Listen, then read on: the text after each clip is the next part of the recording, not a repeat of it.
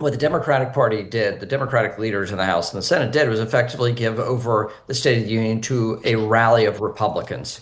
And then they left the gadflies of the Democratic Party, the far left, to make a scene. And so Hakeem Jeffries was trying to manage his members and say, don't take the bait, don't fight Trump, don't yell at him, don't do stupid things, because our voters that we need to win the midterms are people in the middle. Let's not tick them off. And yet we still saw the outburst. We saw the outburst of members getting pulled out. We saw the outburst with Democratic members using profanity in the middle of the State of the Union. I mean, this has just gotten out of hand. So bad look for the Democratic Party, huge missed opportunity for them, and in trying to give some balance to what President Trump said last time. And it's been wonderful having you as a Bloomberg contributor, because you're really looking at both sides, even though you're diehard. I get it, GOP. He was like 12 years old when he entered Congress. I mean, it's amazing. I think about that, folks. John Tucker, what were you doing when you were 21? I was in this seat. Okay. Right here. Patrick McHenry at 21 says, I want to serve America. I think that's really cool.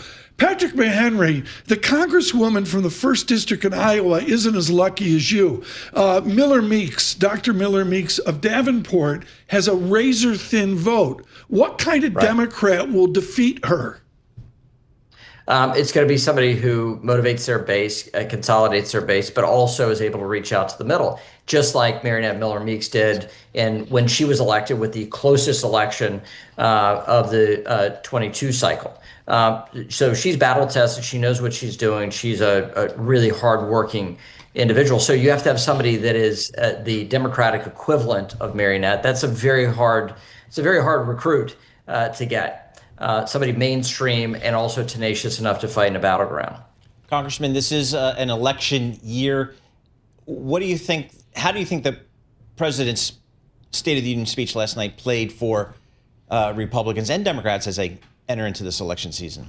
Well, look, since Lincoln, the goal here, since Abraham Lincoln, the goal here is to consolidate your traditional base and then reach out to those that are persuadable. We're in a time frame where there are very few persuadables in America today. So last night's State of the Union was about consolidating conservatives, consolidating Republicans, making sure President Trump maintains his historically high approval rating among his party, which I think he was able to do. And then reach out to those independents that he had in the 2024 election that brought him back to the White House. So that message on the economy, on healthcare, but specifically prescription drugs, his emphasis on even smaller issues on data and energy use around data centers.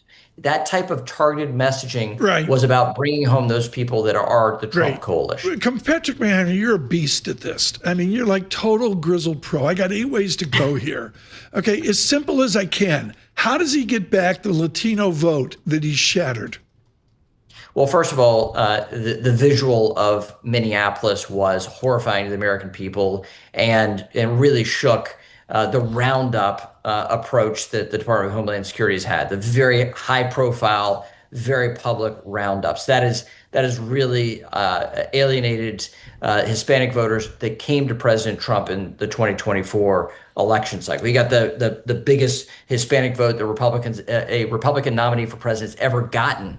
So he's got to stop that. Number one, he's got to refocus on his success at the border, which he took a victory lap on last night, and get into the question of deporting criminal illegals that are part of crime families and gangs.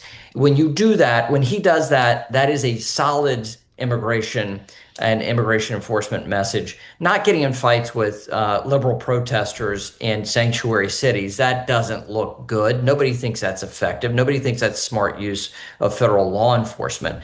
And so that means he's got to get more Hallman and less Noam. And that is going to be, I think we're going to see in the coming months, and they've already made that pivot. Congressman, most polling shows that these tariffs, they don't poll very well with most voters out there yet. Are you surprised that the president, after the Supreme Court ruling, effectively double down on the tariff narrative? Yes. I'm not surprised because the president loves tariffs, regardless of what the polling says. The winning message on tariffs is the geopolitical struggle with China that the West has with China. This should be the unifying element around his trade agenda.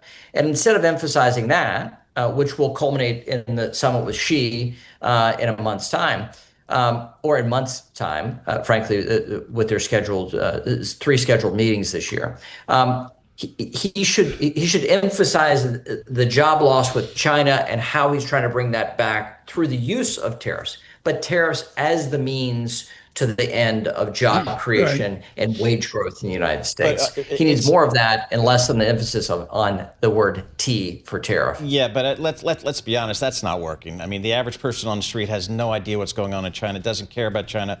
All that person knows is prices at the store are very high, and I've got somebody in my ear telling me tariffs are the reason. That's a tough political play there.